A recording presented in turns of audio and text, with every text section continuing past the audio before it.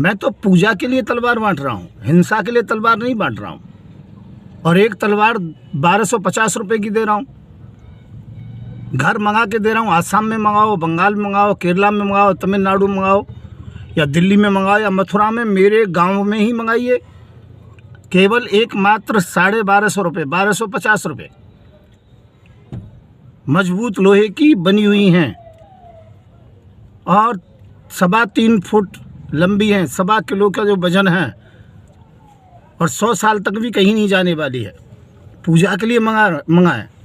और यदि आप कहें कि हमें तो नारियल की बलि चढ़ानी है तो धार भी चढ़ा के देंगे, कोई दिक्कत नहीं है। 500 रुपये का नारी सुरक्षा यंत्र है जो माता बहनें अपने पास रख सकती हैं, ऑफिस में, कहीं भी। लाइसेंस दे रहे हैं हथियार का हम, जो तलवार का और जो कि नारी सुरक्षा यंत्र का।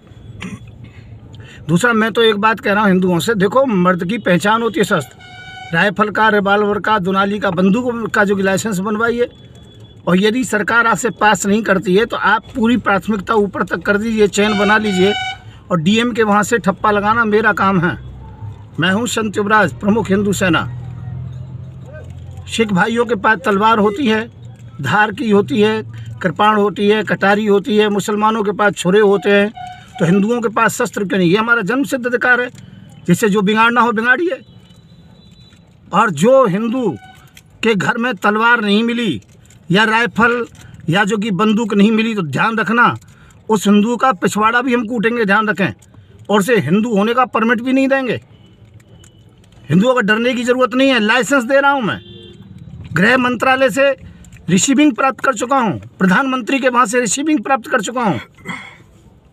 सबको मंगानी है। और वाल्मीकि समाज के लिए एक विशेष छूट है, औरों को 1250 रुपये की। यदि कोई वाल्मीकि समाज वो तलवार मंगाता है तो उसे मात्र 800 रुपये की मिलेगी।